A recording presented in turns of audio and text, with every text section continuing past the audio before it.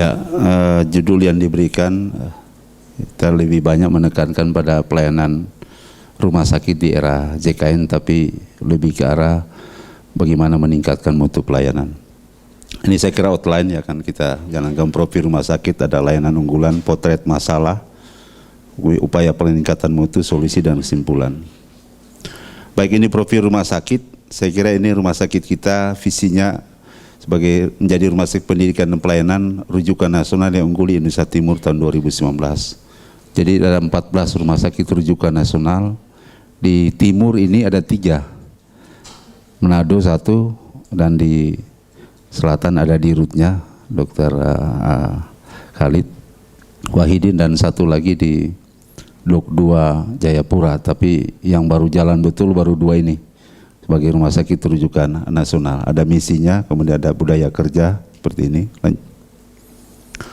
Ini layanan unggulan rumah sakit karena kita harus sebagai rumah sakit rujukan nasional. Kita sudah pelayanan operasi jantung terpadu. Kita sudah mulai dari sampai pelayanan bypass sudah dilakukan di rumah sakit. Nanti ke depan ada transplantasi ginjal lagi proses. Ini pelayanan endoskopi sampai ultrasound ini baru. Kemudian pelayanan kanker terpadu kita baru ada, mungkin sama dengan Makassar, sudah lengkap pelayanan kanker kita karena sudah ada radioterapi. Kemudian di samping itu tapi kita juga mengembangkan promosi kesehatan rumah sakit. Ini para dokter-dokter spesialis ya, setiap minggu ada penyuluhan di lingkungan rumah sakit maupun sering kita keluar juga. Kalau kita lihat di era pelayanan sekarang, era JKN, kita bisa lihat bagaimana BPJS ini versus rumah sakit yang setiap hari. Saya beri tanda VS rumah sakit, karena mungkin kalau pertemuan BPJS rumah sakit pasti berkelahi itu. Ya, belum pernah rapat tenang-tenang. Ya, apakah mutunya? Ya, kalau BPJS bagus sama di rumah sakit, atau BPJS bagus rumah sakit mutunya tidak bagus, atau masih kita tanda tanya. Bisa kita jawab masing-masing. Kalau yang punya rumah sakit masing-masing dia akan jawab sendiri itu. Ya, potret masalah yang kita lihat di era JKN ini tahun 2015, kita ambil dulu mulai dari sistem rujukan. Saya dengar tadi di panitia bahwa yang hadir sini lengkap, ada dinas, puskesmas, rumah sakit. Mudah-mudahan ada BPJS lagi. Ya, ini potret kita tahun 2015. Level keparahan penyakit di rumah sakit Kando 35%, level 2 38, level 3 27. 2016 belum, masih seperti ini potretnya. Level 1 mestinya ini di rujukan primer atau masih di rumah sakit tipe C. Jadi rujukan level 3 ke rumah sakit ini masih kecil. Dan angka kematian seperti ini, level 2 juga pun masih ada yang meninggal di rumah sakit seperti ini. Jadi juga ini juga masih kita lihat apakah kriteria level 1, 2, 3 yang mungkin perlu dibicarakan lagi dengan profesi masing-masing. Kemudian dilihat keparahan satu penyakit dalam apa. Ya, ini belum terlalu jelas, sehingga mungkin ini ada masih salah-salah penilaian. Tapi yang patokan sekarang masih seperti ini di rumah sakit kita. Ya, mudah-mudahan di Makassar, Sulawesi Selatan sudah berubah karena Dr. Khalid ini mengembangkan sistem rujukan terintegrasi dengan rumah sakit daerah, nanti akan dikembangkan sampai ke puskesmas. Nanti kita akan belajar di sana. Mungkin angka di sana sudah berubah dengan ini. Tapi kita di sini dan kenyataan hari-hari masih seperti ini. Ya, bagaimana mutu bagus baru mau antri cari tempat rumah sakit masih antri. Ya, di IGD masih mestinya sudah stabil 1-2 hari, masih 3-4 hari karena menunggu menunggu tempat. Ya. Kemudian yang kedua, kasus yang beban tinggi di rumah sakit. Ada perbedaan signifikan tarif rumah. Ini cuma ambil contoh 2 kasus, studi prolaps genital wanita Ya, kemudian defisiensi faktor 9 ini untuk hemodialisa, ada retosel, prolaps genital wanita. Jadi ini kasus ini saja ini cuma sekian ini 2015 ini yang sempat diambil sampel, rumah sakit mensubsidi hampir 1 miliar subsidi rumah sakit ini. Ya. Kemudian kita melihat potret masalah soal klaim di rumah sakit. Ini juga pasien rujukan fase 1 melalui IGD, keadaan sakit berat karena rujukan dari fase 1. Dia meninggal di bawah 8 jam. Penggunaan fasilitas rumah sakit sudah besar dan biaya, tapi diklaim oleh BPJS bikin aturan harus klaim rawat jalan. Ini mungkin satu-satunya di dunia seperti ini. Ya, satu-satunya di dunia. Ini kenyataan ini. Berapa saja biaya rumah sakit. Kalau lihat tadi yang seperti 1 yang banyak masih datang ke rumah sakit, berarti rumah sakit membiayai ini subsidinya besar. Ya. Jadi ini saya kira perlu kita sama-sama lah berjuang bagaimana ini merubah ini. Ya. Tapi ini kenyataan. Kemudian data pasien yang meninggal UGD di bawah 8 jam. Yang ini yang rupiahnya ini yang tadi disampaikan tadi 2015 sampai 2016. Ya 2015 ya lumayan lah hampir 200 juta. Semester 1 sudah hampir 400 juta yang tadi. Ya yang mestinya dirawat kita sudah layani pakai obat apa semua, tapi klaimnya rawat jalan. Ya. Ini yang rugi-rugi dulu, yang untung lah usah dikasih tahu itu. Ya. Ini kemudian skala berkas pending. Nah ini jadi mungkin masalah nasional. Mungkin di Wahidin sama. Kita tahun 2015 saya kira dari 30 miliar Dr. Halid tinggal 4 miliar yang tidak jelas. Kemungkinan tidak dibayar. Karena mau bilang dispute enggak. Bilang pending enggak jelas dan tidak memberikan bukti. Mestinya dikembalikan berkas. Kemudian tahun 2019 satu semester sudah 12,2 miliar. Ini pelayanan sudah jalan ini. Sudah 12,2 miliar belum dibayar.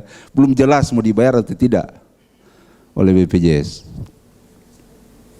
Ya, tapi tentu kita tidak harus ada upaya bagi bagaimana peningkatan mutu rumah sakit. Jadi program peningkatan mutu di rumah sakit saya yang pertama pelaksanaan manajemen risiko tadi sudah disampaikan di puskesmas juga boleh. Memang ini repot. Jadi di rumah sakit ini sudah tahun 2015 dan 2016 1 tahun punya risk management risiko, punya buku register risiko baik di pelayanan, administrasi, keuangan, di aset itu punya dan sudah ada benchnya, mau merah, kuning, biru dan hijau. Yang merah tadi yang dilakukan FMEA, tadi, yang merah. Jadi rumah sakit berupaya sudah juga menerapkan manajemen risiko, ada tim FMEA dan tim manajemen risiko. Melakukan sentinel tadi, KTD dan KNC, RCA bagi yang sudah terjadi, apalagi yang meninggal itu dilakukan RCA, ini sudah jalan di rumah sakit. Kemudian kegiatan teknis mutu pelayanan, ada tim kredensial, perawat dokter, tim kanker terpadu, tim PPRA, tim PP dan tim health technology assessment. Nah solusi saya kira ini juga perlu solusi bahwa dengan INASI-BIJIS ini paket pembiayaan yang saya kira di rumah sakit, ya kalau di puskesmas kan bukan INASI-BIJIS. Ini tidak ada lain harus melakukan efisiensi pembiayaan. Nah efisiensi pembiayaan karena kalau lihat dengan BPJS yang seperti tadi harus kita punya rumah sakit harus mampu. Kalau tidak kita tidak akan mampu membiayai operasionalnya. Yang pertama tentu di klinik, di pelayanan harus membuat clinical pathway. Kita sudah sementara diwajibkan 5 clinical pathway ini. Mungkin yang ke rumah sakit Kando kemarin sempat lihat. Ya. Kemudian tentu pengobatan rasional, tentu berdasarkan SPM, PPK, SOP. Ada komite medik, ada komite farmasi, ada tim PPRA.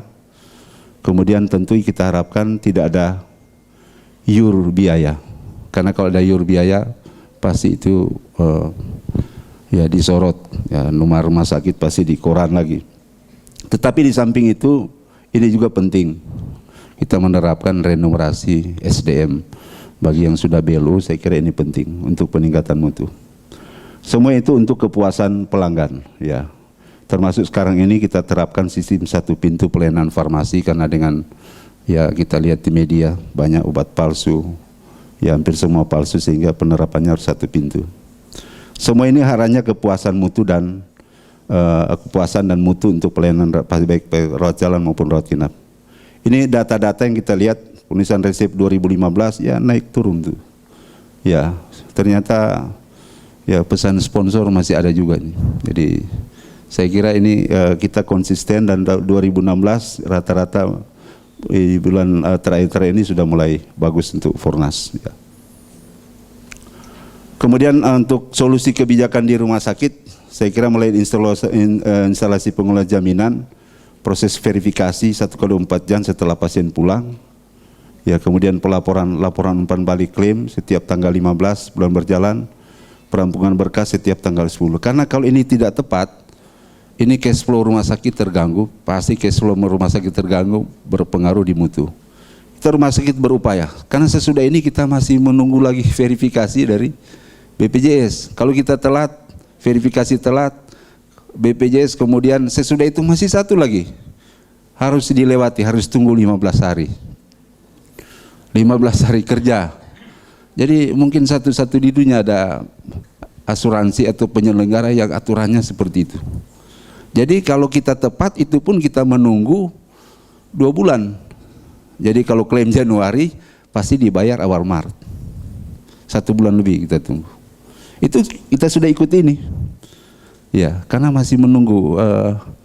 Saya pernah tanya kenapa harus 15 hari? Karena BPJS rupanya masih kumpul-kumpul uang iuran, karena belum ada uang untuk membayar. Pernah tanya seperti itu. Kemudian kita di EDP ada instalasi elektronik data, pemantauan data pasien, pelayanan dan coding, billing dan pelaporan. Saya kira rumah sakit kalau tanpa ini sekarang berat, ya. Kalau masih manual, sulit, ya. Kemudian ada instalasi rekam medik yang memonef pengembalian rekam medik 1x24 jam.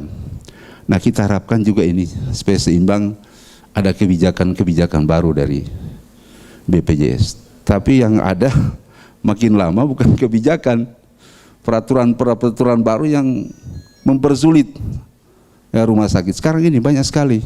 Kalau baca di online ada yang masing-masing regional bikin aturan, ya, dan banyak penolakan dari rumah sakit. Saya kira ini kuncinya masih ada di BPJS ini. Ya.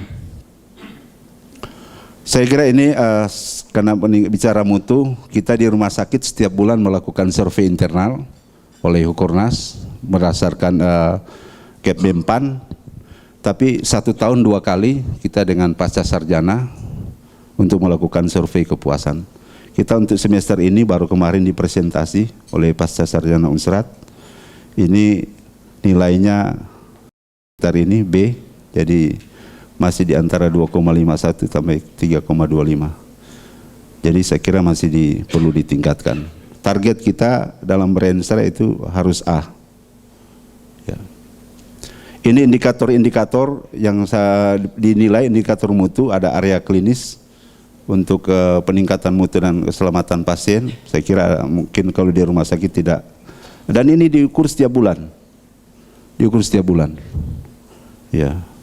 Kemudian untuk area manajemen ada 12. Ini juga diukur tiap bulan. Ini hasilnya.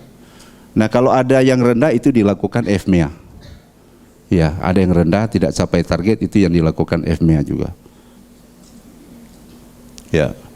Kemudian ya, untuk indikator mutu dan keselamatan pasien ada area keselamatan, ini juga diukur tiap bulan, ada hasilnya. Ya. Kemudian indikator area manajemen untuk tahun 2016 sama dengan tadi, ini diukur. Dan ini bukan proses pengumpulan, ini bukan sederhana, ada pelatihan dulu di masing-masing instalasi, 4-5 orang dilatih cara mengumpulkan data. Ya, jadi bukan cuma sekedar kumpul, kemudian diolah oleh tim PMKP. Sama untuk tahun 2016 ada indikator keselamatan pasien, ada ukurannya.